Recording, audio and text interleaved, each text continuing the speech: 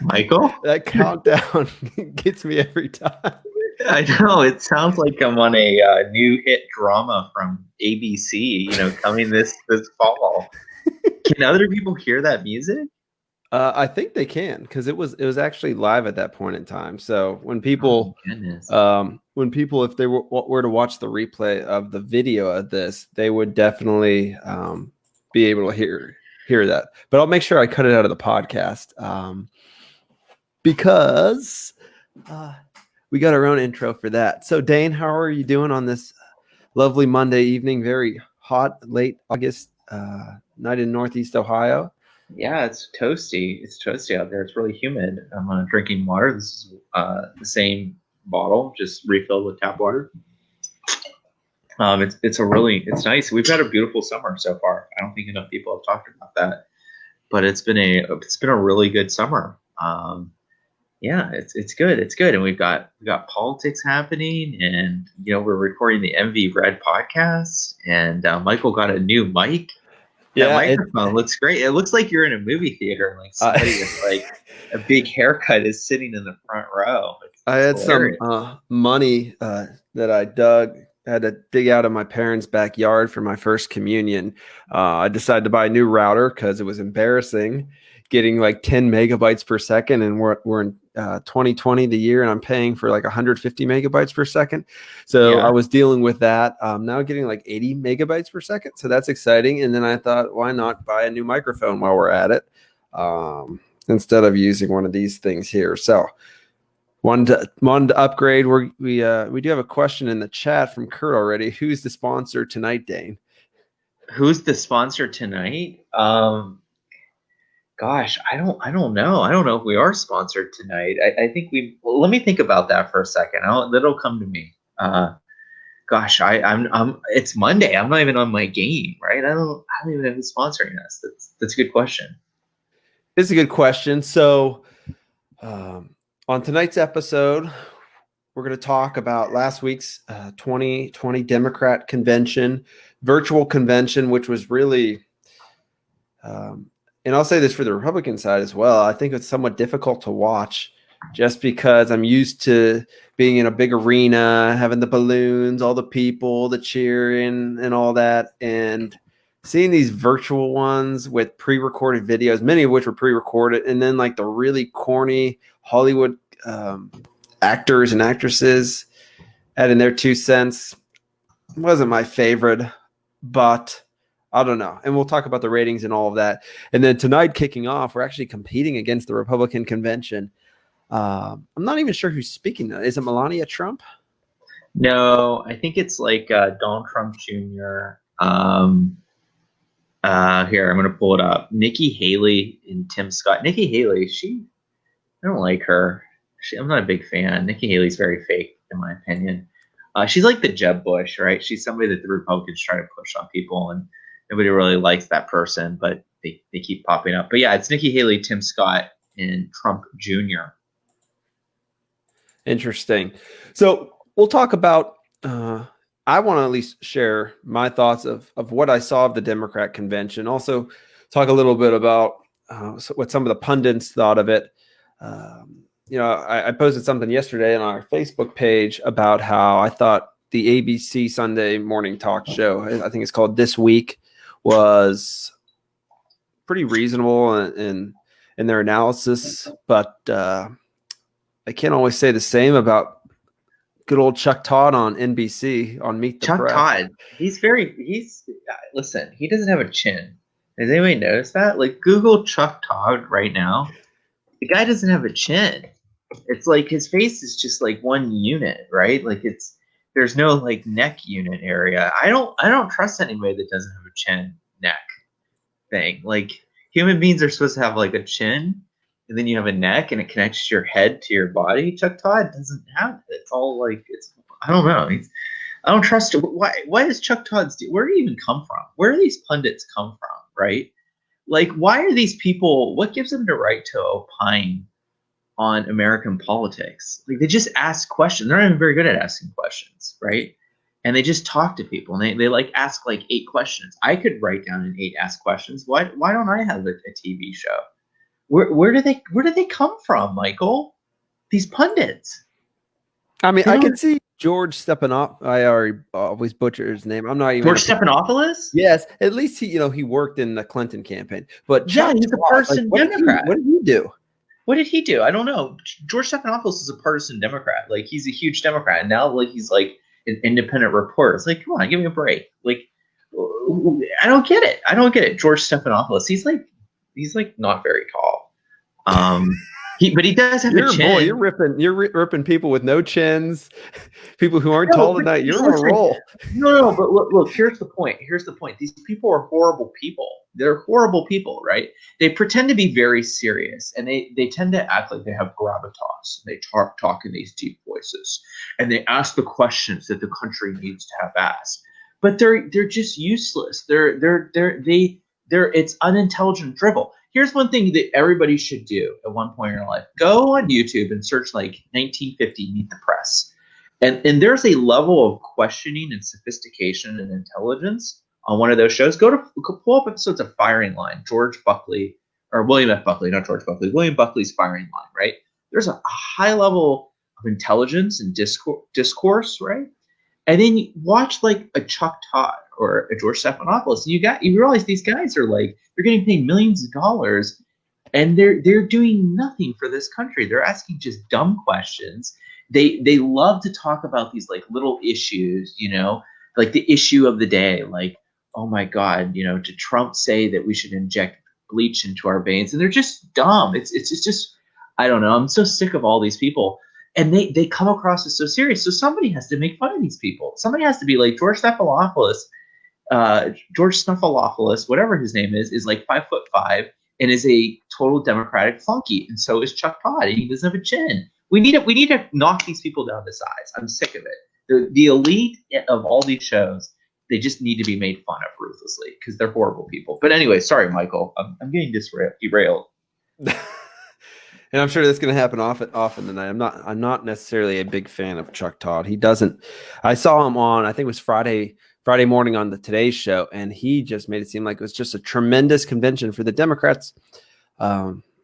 We'll see. There hasn't really been any sort of bump in the polls for Biden at all, and we'll talk about the ratings in a minute. They really weren't good at all. But again, it's much more difficult, I would say, to watch a virtual convention compared to what we are accustomed to in this country. So we'll talk about that. I also want to highlight a few things that I've have found interesting in some polls that have come out recently. There's been some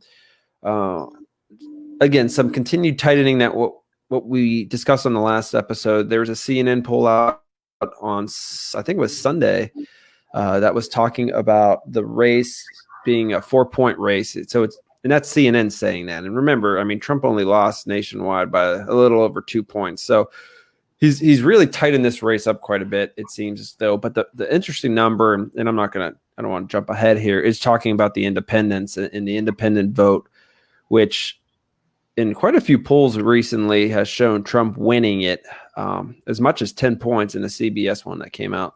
So we'll talk a little bit about that, and we'll kind of see where the episode goes. I also wanted to share with those in the chat the 2016 Mahoning County election results, just something to kind of look over. It is kind of fascinating. Usually when you see election results, you only are looking at county-wide results, but it's nice to kind of dig into those numbers. And unfortunately, we live in a state where the Secretary of State breaks it down by precinct, and so I have those numbers first. So but we'll talk about that last. But if anybody, first off, if anybody wants to join us, has any questions, let us know again in the chat. We'll be happy to open it up for people who might want to join us and talk for a little bit. If you have any questions, by all means, share them in the chat, and we'll be sure to share them.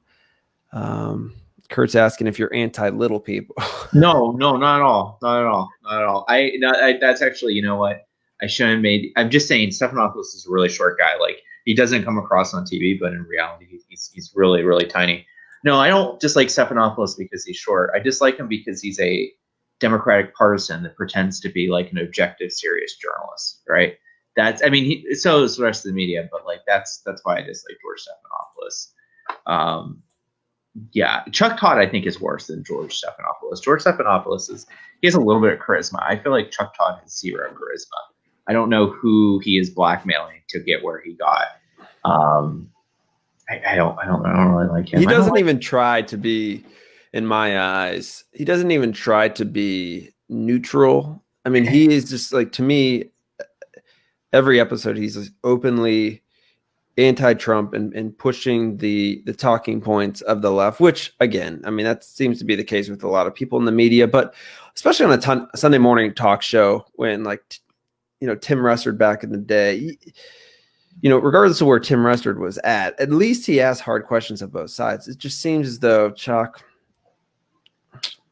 I don't know, not a fan. I'm not going to get into that. Yeah, I'm not a fan of the guy.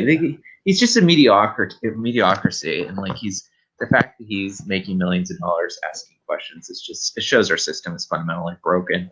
He's not an intelligent guy. He just got there because he got there. I don't know. He's blackmailing somebody. He's clearly blackmailing somebody. You want to talk about? I know QAnon was in the news. I don't believe in QAnon. I'm not a QAnon dude. I'm starting a new conspiracy theory that Chuck Todd is clearly blackmailing somebody at NBC News to get where he got. Right, like George Stephanopoulos. Okay, well, he's like a good-looking guy, right? And he's got political experience. You get why he rose to where he was. But what does Chuck Todd have? I don't know. Anyways, okay, moving on. No, and real quick before we talk about the DNC. So I wasn't like a follower, but I was aware of this whole Q thing. I don't know the whole history behind this QAnon. But back in, I want to say it was probably early 19, there were some random Twitter posts that I saw, and one was even from Sean Hannity. And somehow or another, I got connected to this QAnon thing. And let me tell you, if you want to read QAnon, you got to go to the dark web. Yeah. You better have like a secure browser. I don't even think incognito mode in Google Chrome would do you justice. Let me tell you, it was you go to the deep abyss of the web to find this guy's posts, and like he would post things, or he or she or whatever the hell the thing is would post things, and then people would respond and trying to like decode whatever it is trying to say. Q. Yes. Q, and it's like where we go one, we go all, or something like that. That's the big. Yeah, I am not a QAnon person. The predictions have failed to come true. There were very specific predictions, like Hillary would be in jail. Never happened. It's not real. It's an anonymous person. You can like get a screen name essentially of Q, and they were posting that. But what I find interesting is QAnon is this interesting conspiracy theory that's out there that's mostly baby boomers that are really into it. Yes. And it's like the media loves to do this. They love to hype up things that like the right wing does. And they're like, QAnon is a threat to our democracy. The fact that we have these conspiracy theories out there, I mean, people cannot listen to the news. They don't know what are facts. They can't have real adequate information to make decisions. And we need to ask every single Republican out there, do you believe in QAnon or not? And will you disavow QAnon? Right. So they go up to like some senator from like Kansas who's a Republican, and he's like 85 years old and he's hard of hearing. They're like, do you disavow QAnon? And he's like, I like Q's, you know what I mean? And then they're like, senator from Kansas believes in QAnon. And then you get like these think pieces in the Atlantic about like how QAnon is disrupting democracy. And meanwhile, right, the Democrats come up with conspiracy theories all the effing time. But the difference is, they're equally stupid. I'd argue the Democrat conspiracy theories are a little bit more stupid, right? But like the media gives them credibility and they spread them, right? I remember Bush was going to cancel the election. Bush had already captured Osama bin Laden and was hiding him, and they was going to release him, right? And then with Trump, the whole Russia thing was a giant conspiracy theory that wasn't true. There was no collusion, right? It was a collusion delusion. And then the most recent one that is so stupid, and I'm really sorry if you're listening to this show and you believe this, and like, I don't know what to say because it's scary. You need to go to the doctor, because it was like Trump is going to destroy the post office, the U.S. postal system, right? We're all going to mail-in ballots, and Trump is single-handedly taking those blue post office bins, and he's going to establish the Third Reich in America by eliminating the blue post office bins. And we are proud liberals, and we are going to say, I am blue, and I stand with the U.S. Postal Service, right? And it was like, are you guys fucking serious? Are you guys serious? Right? It's the dumbest conspiracy theory, but the media will never call that out. The media will be like, oh, I don't know. I saw, let's do a news story on a postal box that was taken down. Uh-oh, maybe there's something to it, right? They won't debunk it. But like QAnon gets shit upon completely. So that's my view. No, they don't treat conspiracy theories equal. They don't. We have a question in the chat from my cousin Nico, who joined us last episode. He wants to know what made us go against the RNC. Is it a protest? It's not. No. I just had some free time this afternoon or this evening. Well, we had to get our thoughts, and we want to at least, I think, recap a little bit of the Democrat convention, which we'll do in a minute, and kind of share, or at least I want to share my thoughts as to what the Republicans need to do with their convention tonight. Obviously, I know people are going to be watching that, but again, you can only watch so much of a virtual show as far as I'm concerned. Then his brother, Nico's brother, Anthony, also my cousin, obviously, says there's no only way Trump loses is in a rigged election. Anthony, Trump is the newest dictator. He went back in time, right? 30 years ago, and made the post office highly inefficient because he knew come 2020, mail-in ballots would be key to this election. So like he went back in like the 1990s and was like, hey, post office, don't modernize at all, right? And he sabotaged it. And Trump is flying around in Air Force One or in that Marine One, the helicopter, and he's like taking a baseball bat and he's just whacking down mailboxes across the country. And we got to stop him. He's a dictator. He's a fascist. He's a fascist because mailboxes are disappearing. That's the new conspiracy theory. He's destroying the mail. Amazon was like a day late in delivering my package. And you know who was responsible? Donald J. Trump. And if I recall correctly, and I could be off on my facts here, I'm kind of going off of memory. And Shanley says she likes the new mic, so I appreciate that, Shanley. If you remember in Youngstown, a big component of their postal operation in downtown Youngstown was eliminated. And now a lot of the mail that goes through the Mahoning Valley actually has to go to Cleveland, I believe, to get sorted. I could be off on this, but I just wish, my biggest issue with politics is there's just no consistency. And that didn't happen when Trump was president, from what I recall. I believe that was I think that was actually 2012. I looked this up a few days ago. I think it was in 2012 when that actually happened. And obviously, President Obama was president at the time. I'm not blaming President Obama for closing, but again, if we're gonna say, this office is closed and they're removing these postal boxes, right now they're blaming Trump for it. But really, I mean, no, you don't understand. You don't understand. See, Trump is such a fascist dictator that he went back in time and bribed Barack Obama. He's infiltrated. He's like Obama shut down the post office in 2012. So in the 2020 election, I can rig it. You see, you don't understand. You don't understand. I don't know. Didn't you see the Facebook photos of like blue postal bins? Like all in a pile. It's clear. Like, how are you so dumb? How can you not understand this? He's getting rid of the mail. There's not going to be any mail. He's going to be president forever. We won't be able to vote. Scary times, Dane. Scary times. I'm so scared. I got to protect my mailbox. Yeah. I use a gun to protect it, but I'm a liberal and I don't believe in the Second Amendment. So I just have to write a strongly worded letter, which I won't even be able to deliver because of the mail. Trump's such a genius. Oh, I hate that guy. Orange man, bad. So let's talk briefly about the Democrat convention that was last week. I mean, I'll admit I didn't watch a ton of it. I did watch some aspects of it. And again, like I said at the start of the episode, I was I tried to watch some of the commentary on some of the Sunday talk shows related to it. One thing that was promoted quite frequently, especially in Republican circles, were the ratings of the 2020 DNC.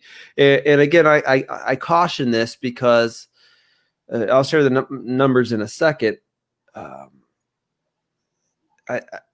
The Republicans could have poor ratings as well.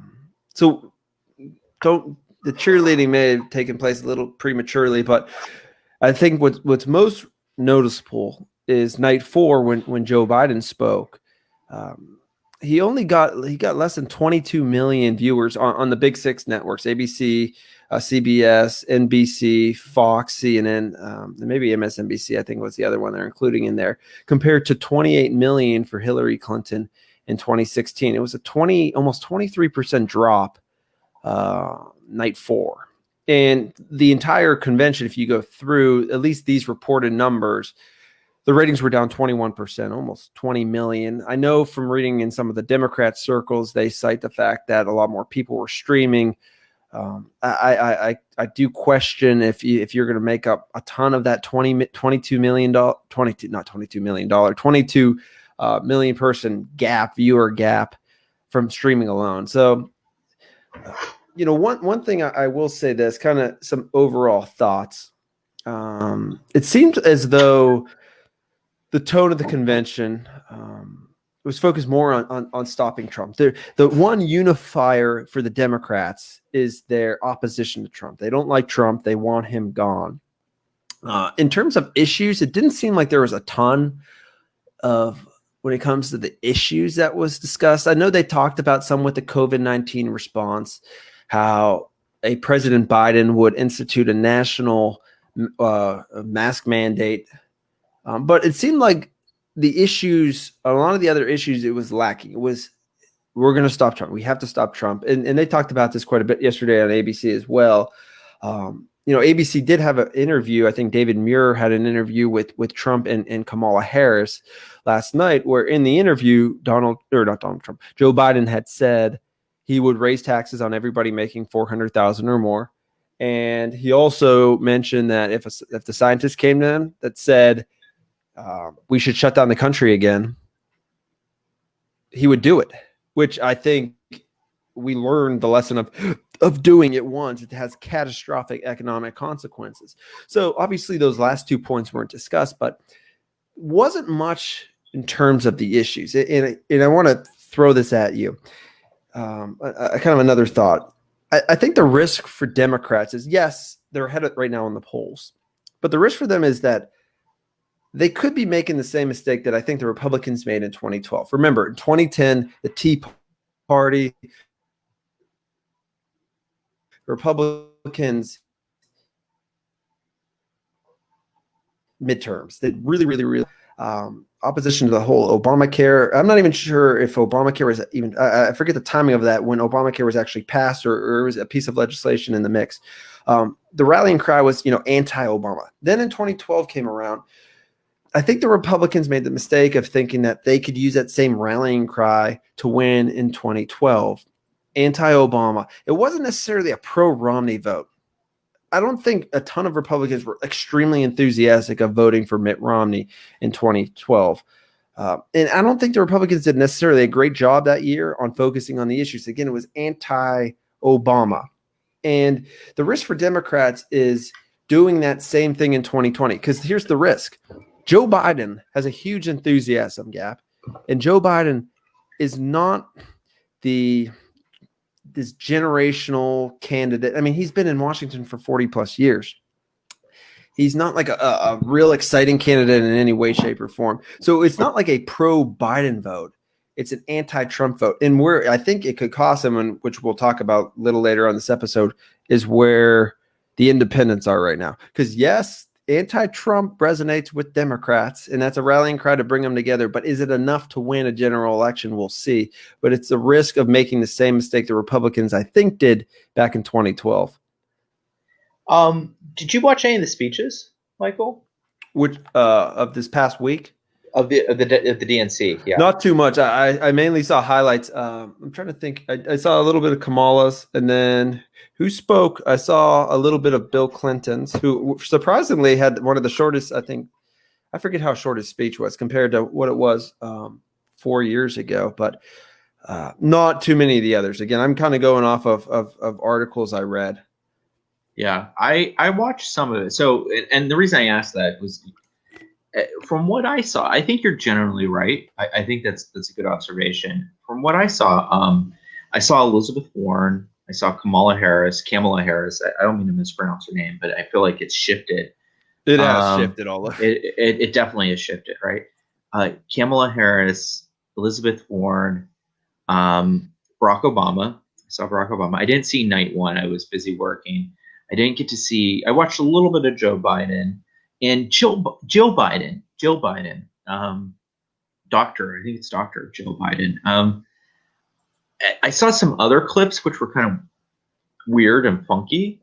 There was some really weird stuff going on, but so everything you just I think that you have the right take, and I like how you framed 2010, which was a huge midterm victory for the Republicans, versus 2018, huge midterm victory for the Democrats, and then the conventions, right? This complacency kind of takes over, and this anti-Obama, anti-Trump force, maybe just not enough. A couple of things, random observations. One, why is Bill Clinton there? Bill Clinton, there's photos of Bill Clinton that were released when he was speaking on the convention of him with like an underage girl on Epstein Island. Like he was on the travel logs for Epstein's Island. Why is he speaking? He should have. I mean, didn't Me Too happen? Does Me Too not apply if you're a Democrat? I don't know. Why is Bill Clinton? Why is he speaking? Why? They have Obama. Obama is, he never did anything bad with women or that. Why Bill Clinton? Like the whole thing about like Trump being so vulgar and horrible and that kind of rings hollow when you've got Bill Clinton up there. And there are credible people such as Kathleen Wiley and Juanita Broderick that accused him of rape. Not to mention that he's on the travel logs for Jeff Epstein on the Pedo Island. So why is he there? That was my first question, right? They like to they like to hide that one. They don't want to touch it. For some reason, the hypocrisy again. Yeah. Starts with our media. The second thing was Jill Biden was really convincing and charming. I really liked Jill Biden. I thought she gave a really good speech. I really didn't know her that much. I've seen her before, bits and pieces, but I thought she was really compelling. I'm surprised the Democrats don't show Jill Biden more. I think she's a really likable person. She humanizes Joe Biden, so I thought that was good.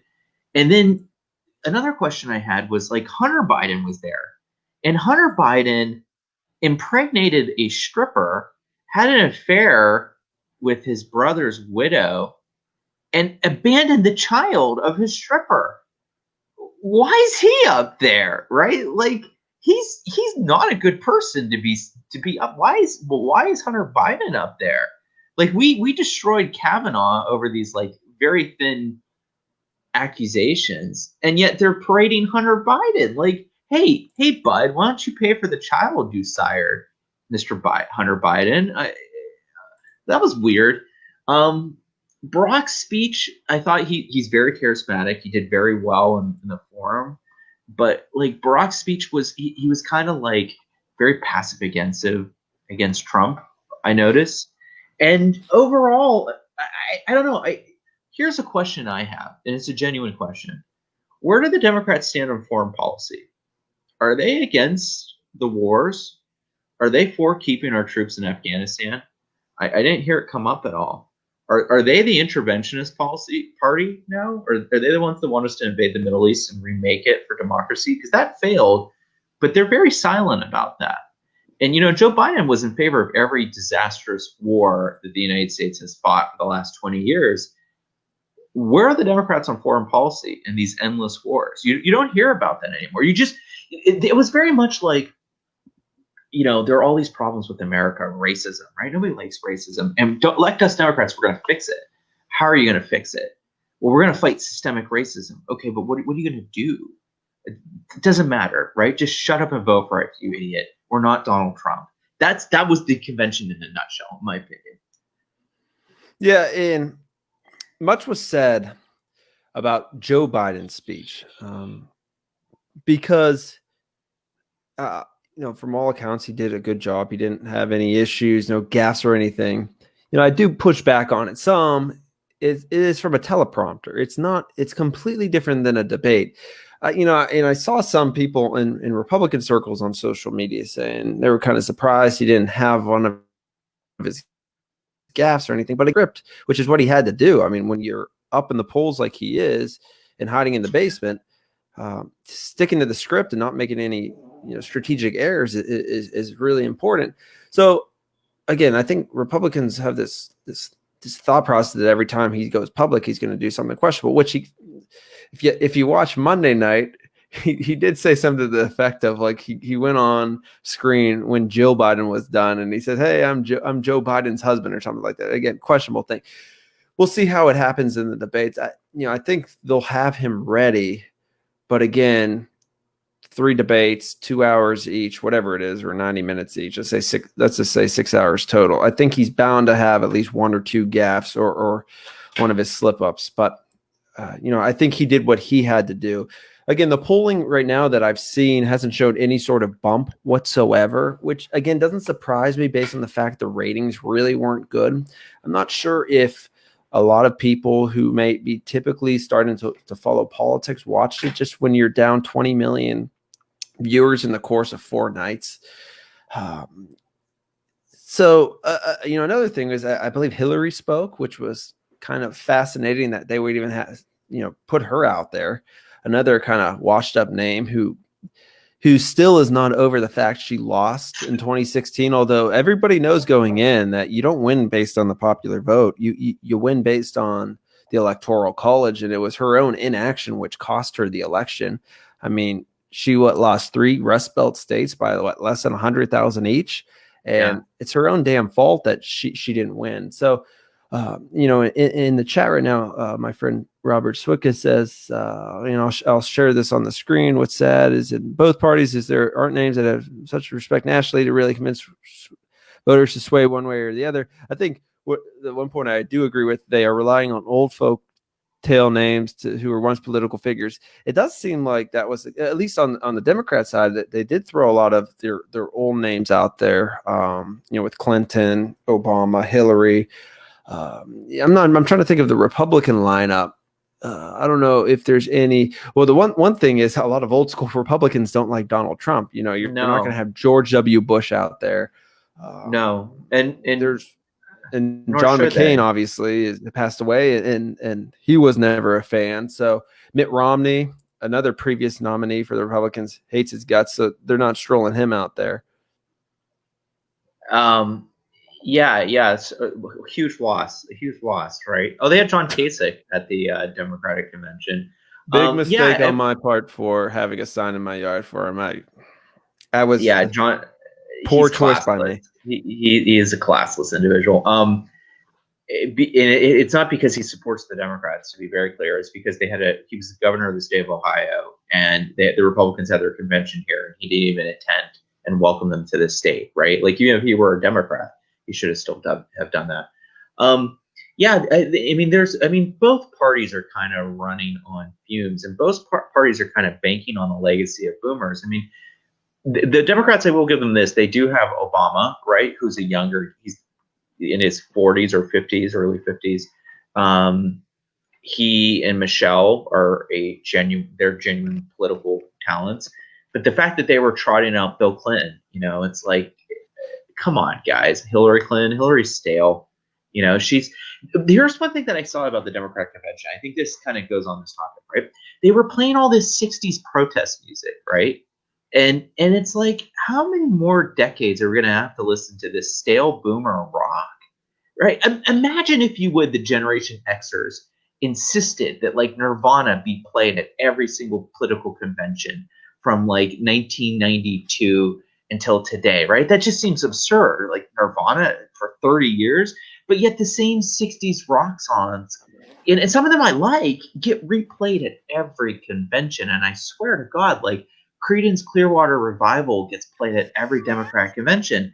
And it's like, guys, let's move on. They had somebody from Crosby, Stills, and Nash playing a guitar at the end, and it's like the guy was 70 something.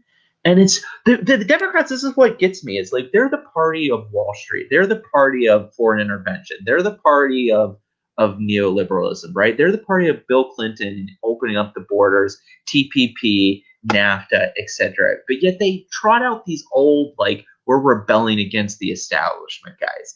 Guys, you are the damn establishment. Like, the Pritzker family are billionaires. They're Democrats. They're the establishment. Kamala married a big financier, right?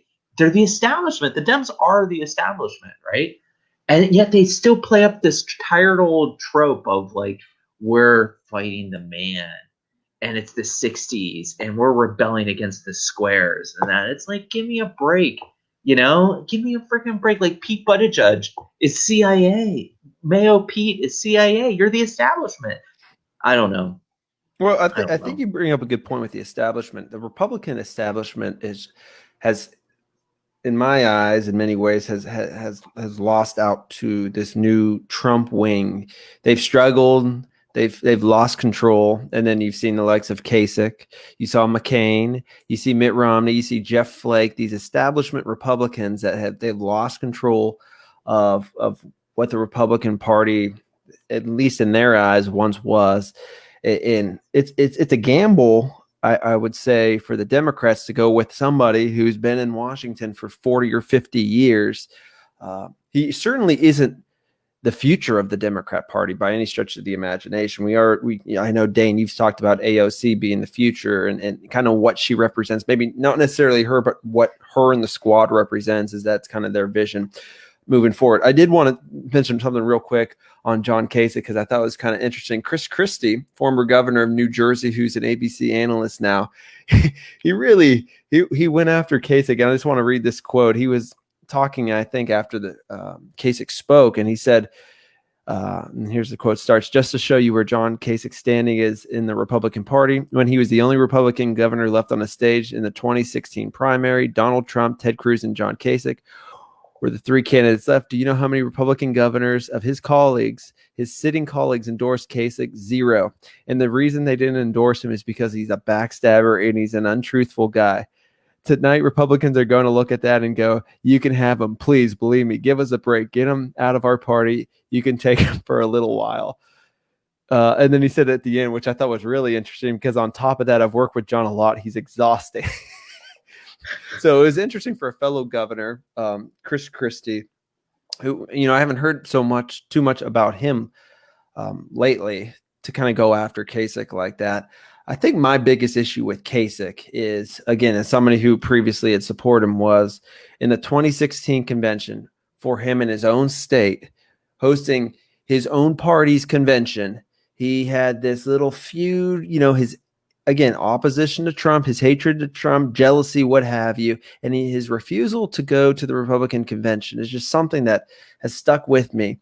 Another thing is, like, after the election was over, he would post all this random stuff. Him and his advisor, who I believe is a Russian agent, or what registered as John Weaver, I think is his name. I used to follow him on Twitter. They just seemed like they were putting. I think Kasich came out with a book after, and his vision for the country. It just seemed like he wanted to run in 2020. It wasn't going to happen. But my biggest issue is how he had no problem this election in 2020. Well, if it were in Milwaukee, he was going to go there. He was going to find his way to Milwaukee, Wisconsin for the Democrat convention, but he freaking couldn't come to Cleveland, Ohio, in his own freaking state and do that. The freaking Democrat mayor of Cleveland at least addressed the convention. Where was Kasich at? So that's my biggest issue with the guy. I had to unleash on that, but he paints himself as holier than thou. I think he's far from it. Yeah, listen, their old Republicans kind of sucked. Like, if we're being honest with it, and I'm somebody who's voted Republican my entire life, but they kind of sucked. The establishment hates Trump. Well, much in favor of Trump. Like, there was this thing that came out a week or so ago where the Wall Street Journal had like 60 Republican foreign policy experts are taking out a full-page ad in like the New York Times to say that Trump is not good. And it's like, well, good. I don't want these guys You idiots. We've been in Afghanistan for 17 years now, 18 years. For what? For what? Those people died. For what? How? What? Can anybody articulate that? Why are we even there? To bring democracy to a Stone Age tribe? Iraq. Why did we even do that? Like, looking back, that was a total disaster. We spent $1 trillion and 500,000 Iraqis died. 5 to 10,000 Americans died. I think it was around 5. For what? For what aim? The Republican foreign policy establishment was wrong. And the Democrats went along with it too. And then when the war went south, they turned against it. But they went along with it completely. So Trump was completely right when he's like, hey, these wars were a disaster. America first. That's the policy. That's the credo. Should be the Republican Party. Forget who gives an F about Baghdad and what's the capital of Afghanistan? I can't even remember anymore. I'm usually Kabul. Pretty good with geography. Kabul. Oh, okay. It should be about Chicago and Washington, D.C. and Los Angeles. Not a single American life is worth any of these countries. Any of them. I'm sorry. Libya. Barack Obama bombed Libya. We're in Syria. I don't remember voting on the war for Syria, but we're in there now. Sorry. So the Republican establishment, like, go F yourself, guys. I'm glad you guys don't like Trump. That makes me want to vote for him more when you're like, he's a disaster. Yeah. Matt Gaetz is at the Republican convention, just said Trump was the first president since Reagan not to start a new war. Thank God. Thank God. That's a good thing. Yeah, and obviously I'm not in any way, shape, or form an expert on foreign policy. I at least like to look at things from a fiscal perspective, and I do like the fact that with how much we're spending right now on COVID stimulus packages, we didn't get ourselves in another war. My cousin Nico did want to throw in that. Did you know John Cake's father was a mailman? he likes to remind us of that, and then he says that may be why Trump is going after the Postal Service to get back at Kasich. Oh gosh, yeah, good old John Kasich. Any other thoughts? I guess real quick on the Republican convention, because I know people are probably tuning into that. I guess my thoughts on it. I think the Republicans have to hit home the issues. I wish this was more about the issues, because I think Trump can win on the issues. And I think you take Trump out of the equation with some of these issues, I think independence especially would resonate. I think especially when it comes to law enforcement and being very tough on China. I think those are two things, especially currently with the state of our country. We're dealing with COVID-19, that pandemic, China, and how their response and how that's impacted our country. I think being tough on China, which Trump has proven, I mean, nobody could argue that. And then I think a real pro-law enforcement platform would go a long way, and really just kind of hit home on, this is corny, but I really don't care. I think it matters, because anymore, it seems like some don't want you to be proud of our country and our history. Take the good with the bad. I mean, it's a great country that we live in, and I think one side doesn't want you necessarily to feel that way. At least that's kind of what I gather. And they want to tear down history, and I think that focusing on we're not gonna tear down our history, being patriotic, all those types of things would go a long way. I think those are rallying cries, and it seems like that might be the case of some of the themes for each night of the convention. I completely agree with you. The law and order theme needs to be number one. You can't have a democracy without law and order, right? The first principle of government is to protect law and order, and to keep things security, right? That's the number one reason we have we don't have a government so that we can have blue postal boxes. We have a government so that we can be safe in our homes and our property, so that when you go and work, your wife and children who are at home are safe and they're not going to get robbed and murdered, right?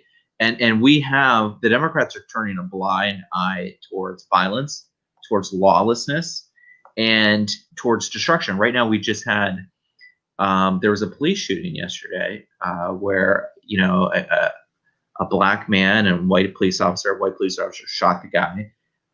They had their guns pulled. It was a 19-second video. Who knows all the facts, right? And now Kenosha, Wisconsin is in flames, right?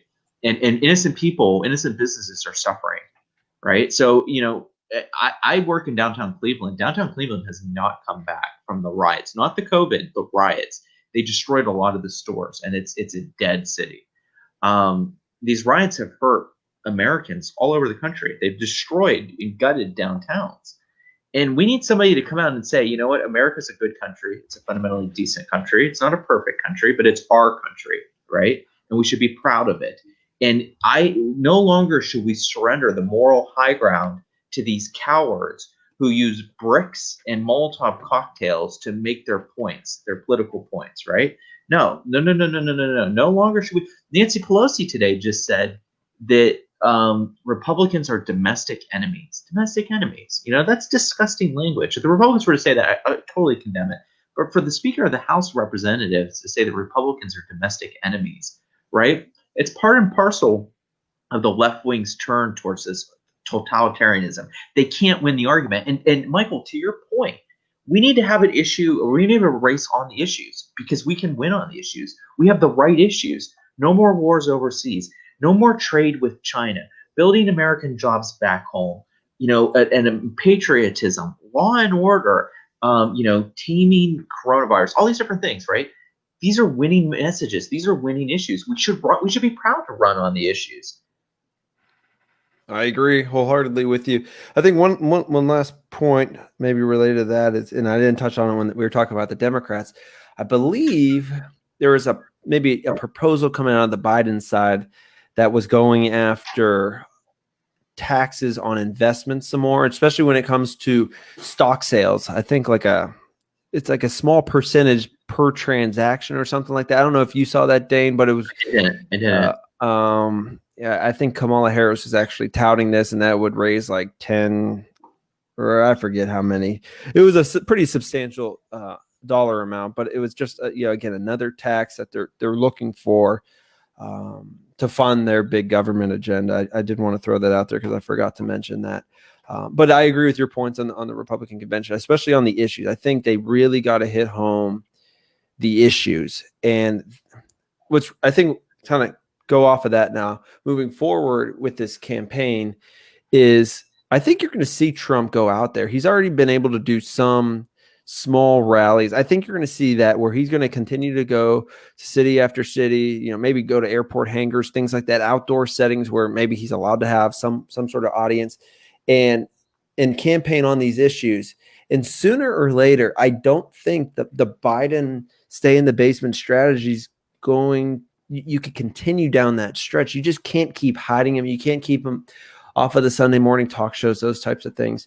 So I think this is a real opportunity for Trump. One, the Democrats really, again, by all accounts, did not have any sort of bounce out of their convention. Their ratings really weren't good. They were down, again, 20%. You have the opportunity as the second convention to kind of set the tone moving forward going into the next. I think that the first debate might be in late September. Hit the issues, have a disciplined campaign moving forward, start hitting the battleground states, go places, get the base fired up. And you're going to put, I think, the Biden folks in a tough situation. Do you risk getting Biden out there? He doesn't, I don't think, have the stamina to do what Trump's going to do, which is going to go all over the place. They risk him, with a gaffe of some sort, and they can ill afford that, especially with the debates coming up. So I think this is a real opportunity over the next month for the Trump and the Republicans to really tighten this race even further. Again, which I've been talking about, we talked about in the last episode, how this race has really tightened up quite a bit. I did want to say one thing. Let me see if I could find it here real quick. The betting odds, which again, people's money you could bet on the election. I'm not doing it. But you could I think bet it's legal now. Yeah. So at one point back in, I think this was August 1st, Real Clear Politics, like they do with their polls, they average all of the different betting. I don't know what we'll say different. I guess websites, sports books type of things. And at one point, Joe Biden's lead was almost 25 points. The lead has cut down to, as of right now, it's 11.6 points. And so they're giving Joe Biden 55.3% chance of winning, Donald Trump 43.7%. So it's tightened quite a bit. People are starting to put money into Trump. And I mean, I tend to agree. It's not just the polls, but when the money's on the line, and And we were pretty bearish on the Trump campaign. We were 3-4 episodes ago. And I agree with you. I was not happy with how he handled post George Floyd and the racial unrest in this country. And I thought to myself, what is he doing? And we shared our grievances related to that. But I think new campaign manager has worked. There was going to be some natural tightening as well. But I really think if you could rally the base, it's going to give him a really decent chance. I mean, the incumbent historically has pretty strong odds, maybe of winning re-election. So we shall see kind of how the next month goes. But I like where this race is at right now compared to where it was about a month ago. Yeah, I think he does need to go on the offensive because, I mean, watching the Democrat convention, the thing I got out of it was America is a systemically racist country. Vote for us, the Democrats, and we'll fix it. To which raises the question of, well, why haven't you fixed in the areas where you are in power or have been in power for decades? Like you can't say Chicago is a very Republican city, and yet there are massive inequalities there, racial disparities, etc. So if the solution to the racial ills of America, right, or just to vote for Democrats, then where's the proof of that, right? That's a thesis that requires proof to test out, and we haven't seen it. We haven't seen it. I dare say the Republican governed states are more egalitarian, number one, and I'd say more racially harmonious. I'd much rather be a Black or Hispanic person in Texas than I would in California. I'm sure that the testing results, the income disparities in that are better in Texas. You have much better chance of having a middle-class life there than you would in California. I'd rather be in Texas than New York. I'd rather be in Florida than New York or Connecticut or that. So, I don't know. I think the Republicans need to go on the offensive. Republicans are always afraid of, they're conservatives in general always and it's because the left wing has cultural hegemony. They're always kind of apologetic. They're like, well, I'm a Republican, but I'm not one of those Republicans, or I'm conservative, but it's like, no, I'm not saying but anymore. I'm tired of that. The left is burning down cities. They're burning it down. They're burning down churches. They're throwing bricks through things. If they disagree with you, they're going to cancel you and get you fired and force you into the unemployment lines. Those aren't good people. I look at history and I look at when the left has had total power. Good things don't happen. Actually, bad things happen. Very bad things. So I'm tired of it. Go on the offensive, Mr. Trump. And you know what? One more thing, and this really, really bothers me, but they had Caroline Kennedy talk about her uncle Ted. Is it Caroline Kennedy who was JFK's daughter? Yeah. Her uncle Ted. Her uncle Ted murdered a woman. Okay, Mary Jo Kopechne. Murdered her. That's not even a conspiracy theory. He murdered her. Okay. Bill Clinton is a rapist, and they feature them in positions of honor. So I'm tired of apologizing for the vulgarities of Mr. Trump. I'm really tired of it. When you have Ted Kennedy, who Trump never murdered a woman. Okay. He might have touched people in inappropriate places, but he never murdered a woman. And you're honoring Ted Kennedy and acting like he's this great lion in the Senate. Go. Give me a break. Anyway, give me a Kit Kat bar. Give me a break. Break me off these Kit Kat bar. So, in terms of polling, I did want to touch on something that I have found fascinating, and it's been multiple polls. I want to say 4 or 5 now have come out within the last week to 10 days that have showed Trump leading among independents. Most notably was a CBS poll that came out. It may have been even yesterday that showed Trump actually up 10 points on independents in a poll that had him down 10 points nationally. And I'll explain why. As they weighted the poll, they gave there was a 11.4% more Democrats in the poll than Republicans. Now, on the surface, you're like, oh, well, why isn't 50-50? Or, typically, historically, if you look back, there are more Democrats in our country than Republicans. And in 2016, it was, I believe, a Democrat +3 electorate. In and I'm kind of going off of exit poll, and these are from exit polls from CNN. In 2008, a big election for the Democrats. President Obama won. It was just a shellacking. No other way to put it. It was actually only a +7 electorate. So a lot of these polls that have come out Again, I said this last episode, you got to go into the weeds and kind of read them a little bit closer. The odds of this being an electorate of 11.4% more Democrats than Republicans voting, it's just not going to happen. It didn't happen in 2008, which was a +7 year.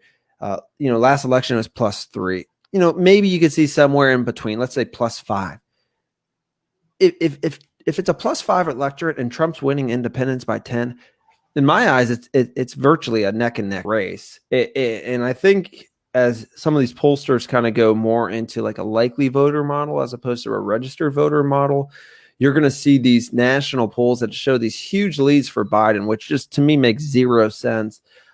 Tighten even more significantly. Again, I'm only mentioning this. Obviously, we don't elect our president based on the popular vote. We base it on the Electoral College, but a shift of a few points nationally will be enough to shift Florida, perhaps Pennsylvania, Wisconsin, in a state that I actually think Trump has a better chance of winning than Michigan this time around, which is Minnesota. Oh, yeah.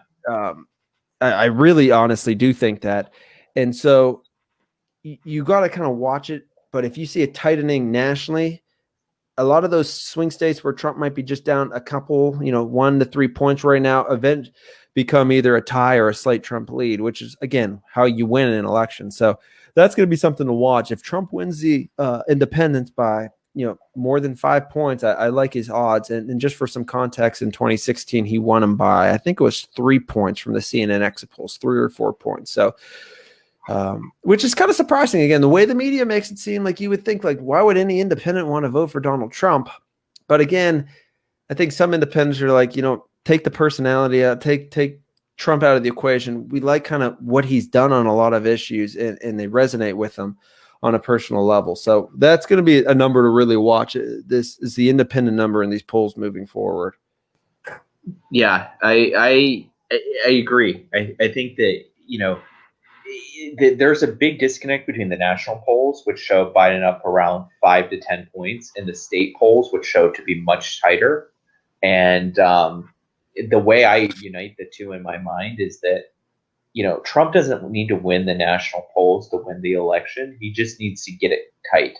So, like, if Biden's up 3 in a national poll, that to me is a Trump victory, clearly. I agree. If Biden's up 5, it's 50-50% chance.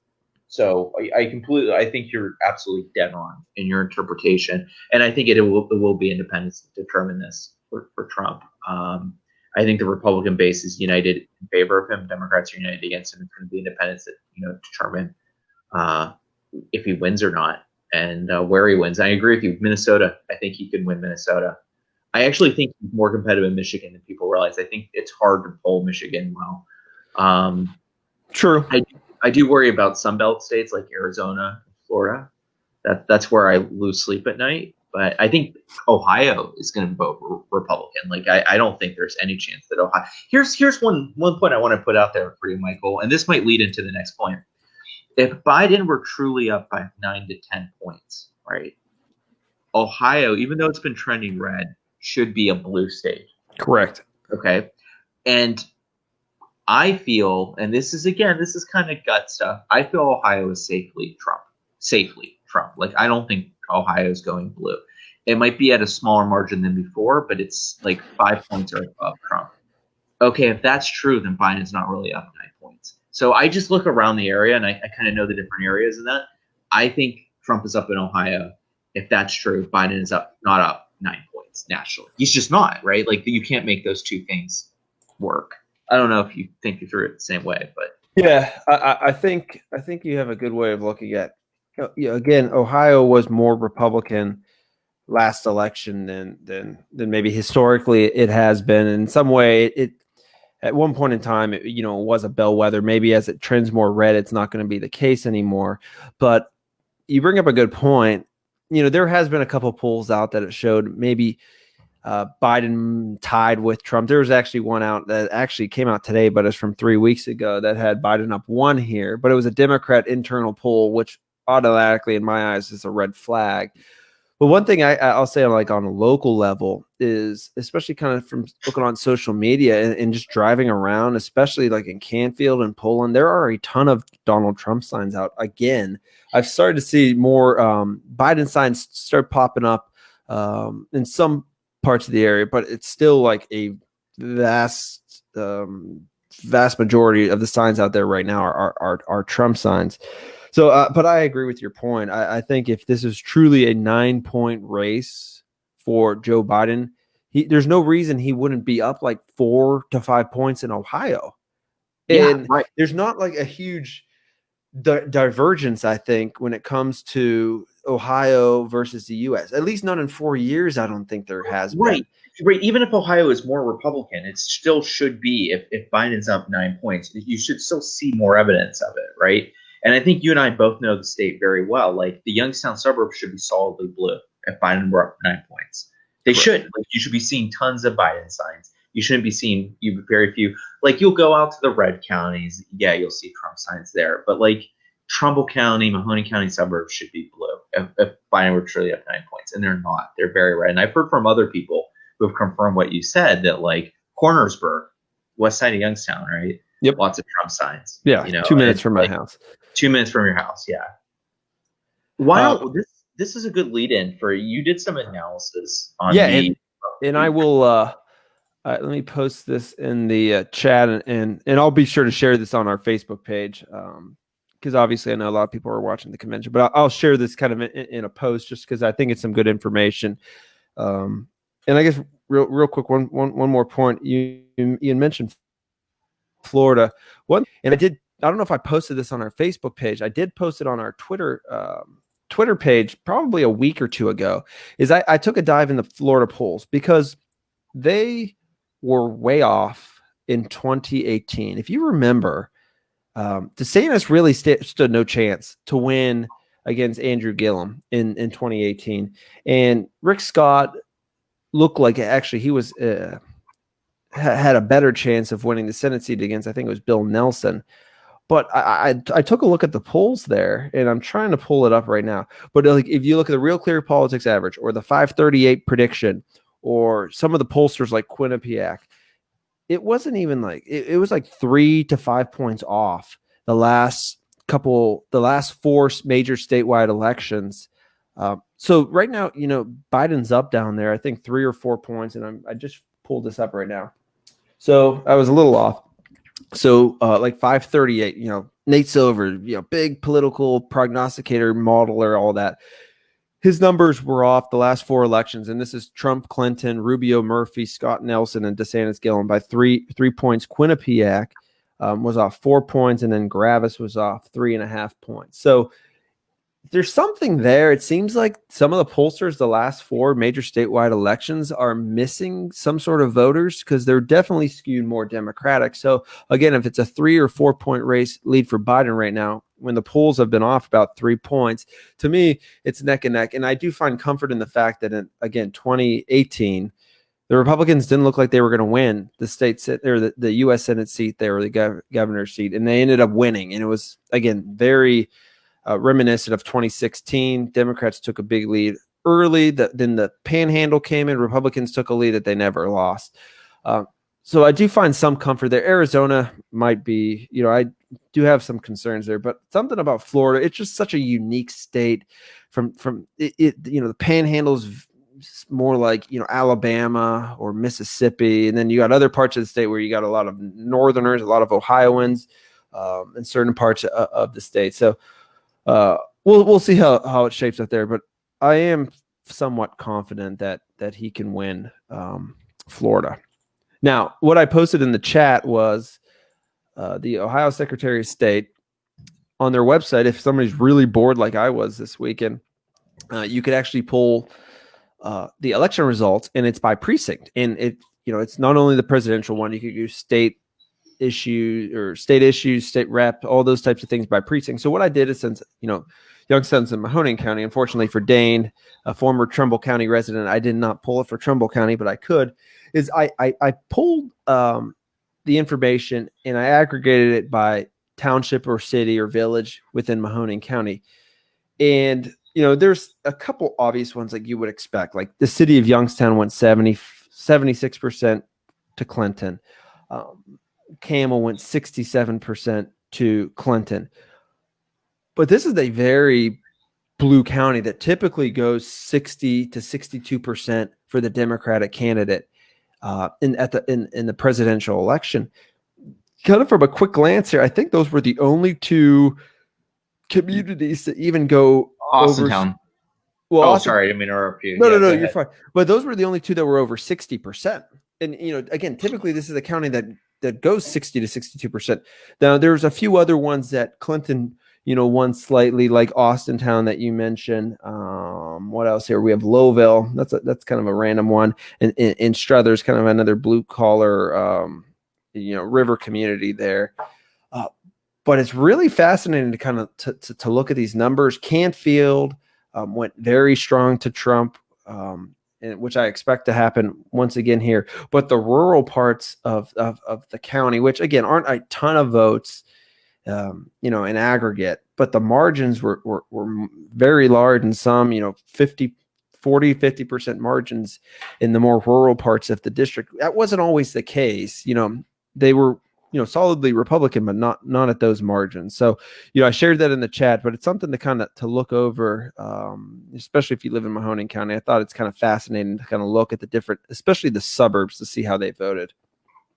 Yeah, it is. It is. What surprised me was that Boardman was Republican while Austintown was Democrat. In my mind, those two are flipped. Austintown seems more conservative than Boardman. But it's interesting. It's interesting how those two areas were they were not what I thought they would be. Yeah, and now somebody who used to live in Austintown and now lives in Boardman, I probably would attribute that to the fact of along 224, there are some areas, where I live, it's right along the border with Canfield. From seeing like yard signs and all that, it seems that the people along maybe the borders of Boardman and Canfield, and then Boardman and Poland, which is another pretty solidly Republican community here. It seems like along those borders of Boardman that there might be more Trump support there. Austintown, again, it was a close margin, 3.4%. But Boardman, I think that's what I would attribute that to, that 224 corridor.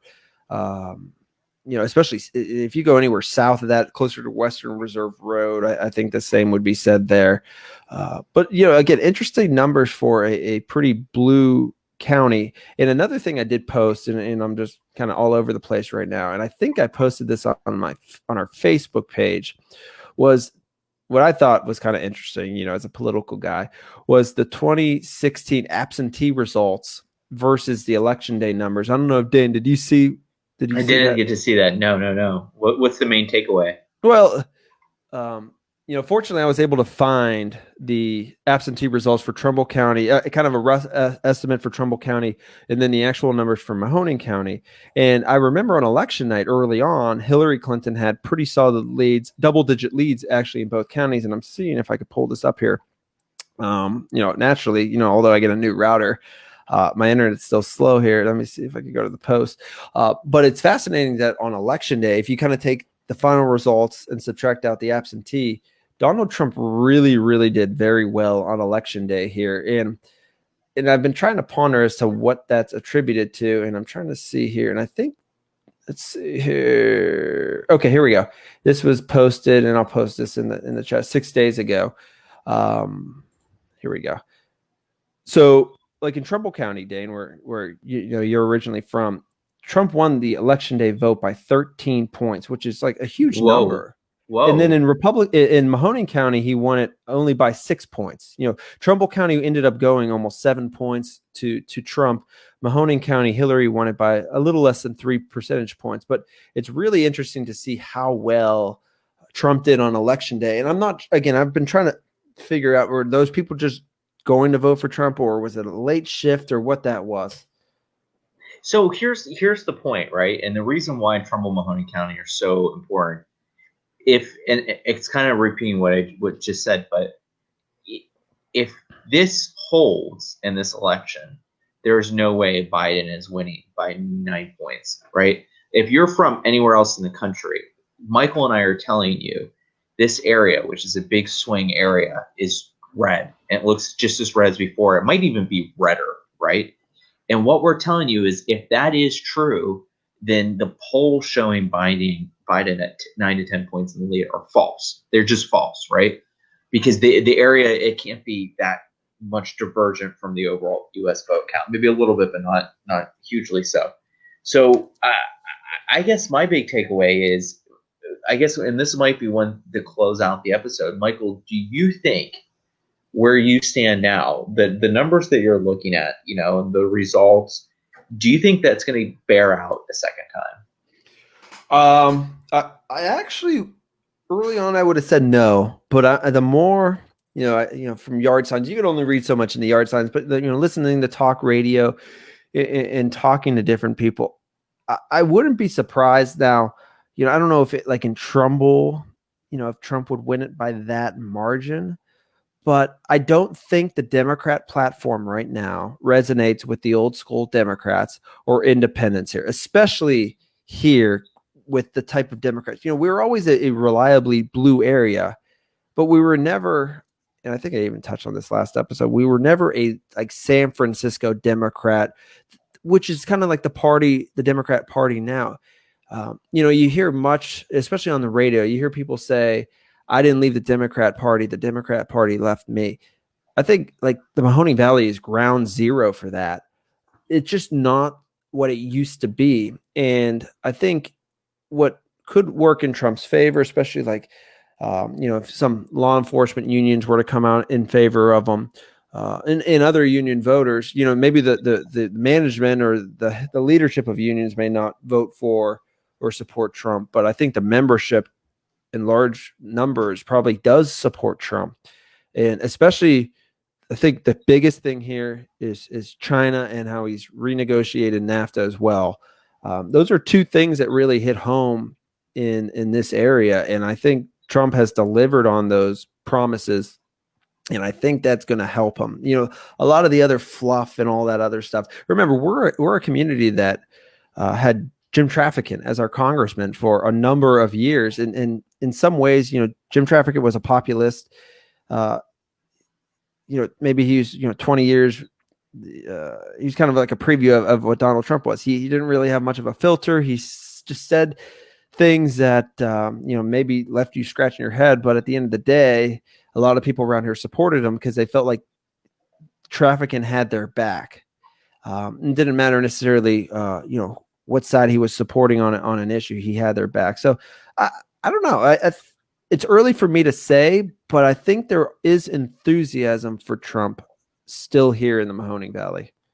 Yeah, I think the energy is shifting. I think he was down a few weeks ago, but I think he's getting stronger, right? The campaign is building momentum. That's my take on it, at least. If we have some more riots, right?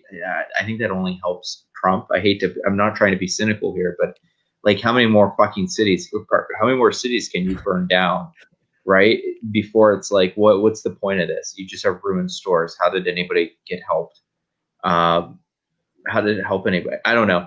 I think the momentum is definitely in Trump's favor, and I think he's coming back. And I was somebody who was very, very bearish on his chances, but I think he could pull this off, which would be ridiculous. He's such a lucky guy. I don't know. Yeah, so lucky. It is kind of remarkable. And you touched on it. Why do we care? Obviously, we're both from the Mahoning Valley, but on election night 2016, when you started to see more of the returns come in for Mahoning and Trumbull County, it wasn't until I really started seeing those results come in when I really thought Trump had a chance of winning.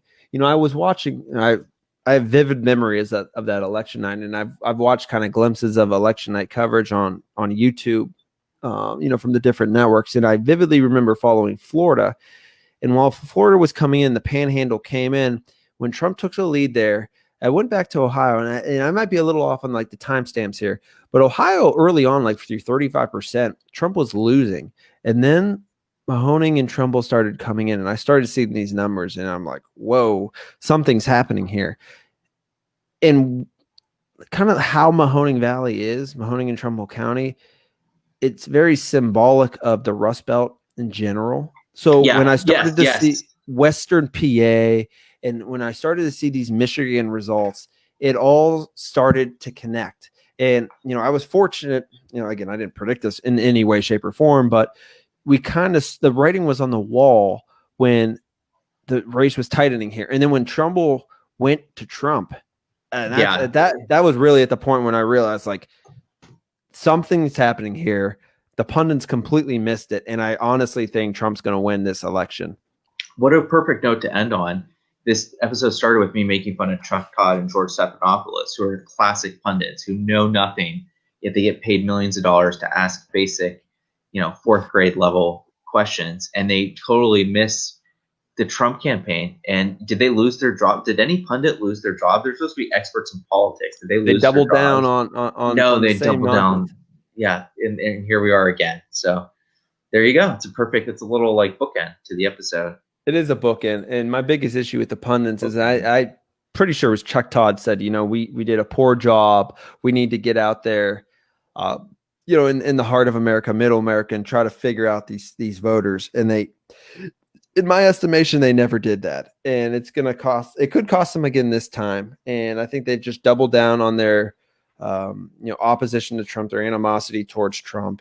And, they stayed in their blue bubbles and they report and they say on the air what they want to say that's going to make Trump look bad.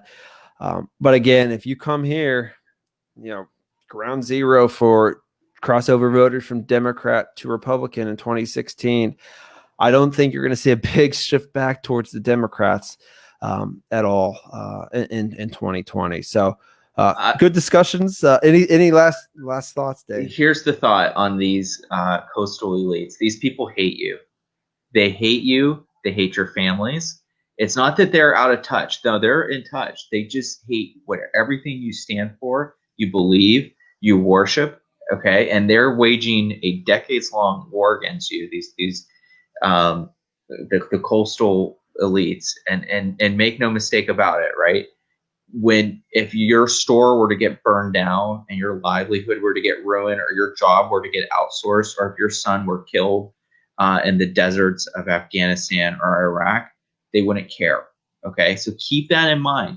Donald Trump is not a perfect person, but he's the only one fighting against them. It might not be the perfect strategy. He's not the perfect general, but he fights. So he gets my vote, right? That's the least I can do for him. Just remember, these people do not, George Stephanopoulos, Chuck Todd, all these guys, they don't care about you. They don't like you. They wish you would just go away because you represent a country that is fundamentally hostile to what they want to see, right? The America of yesteryear, Democrats, Republicans, this isn't a partisan thing, right? Democrats and Republicans both made America. I'm not saying this is all Democrats. I'm just saying these coastal, it's a bipartisan elite consensus. They do not like you. So don't like them in return. Don't support them, make fun of them when you see them. You know what I mean? Make fun of the politicians because they'll gladly they'll gladly push a war that will have your son killed. And they won't care. They won't care. Do you think the people in Manhattan really care about Youngstown, Ohio? Right? They're just getting richer while your job gets outsourced and your son dies of heroin. And then they tell you have white privilege. That's our elite. Our elite doesn't even like this country. So keep that in mind. Well, thank you, Dane, for your thoughts this episode. I think we had some good discussion. Obviously, we knew we were going up against the Republican convention, and we weren't trying to duke it out, but we wanted to share our thoughts because there's a lot going on politically, and we wanted to share those thoughts. So we're ending before 10 o'clock. So whoever the keynote is, again, I think you said it was Don Jr. tonight. Yeah. People could certainly tune into that. But again, I'd imagine we'll have a lot of people listening to the podcast. So again, thank you everybody for tuning in. Make sure you like us on Facebook, follow us on Twitter, and definitely subscribe to us on whatever your favorite podcasting app. We're pretty much found on all of them. So again, thank you everybody. I'll continue to post some random political data on the Facebook page just because I like doing those sort of things. And I'll try to put something together for Trumbull County here within the next week or two for Dane and for those of you from Trumbull County that might be tuning in. So thank you all for tuning in. And Dane, thanks to you as well. Hope everybody has a nice night. This episode was sponsored by the RNC. They're official sponsors of the MVRed. That's our. Okay. Good night, Michael.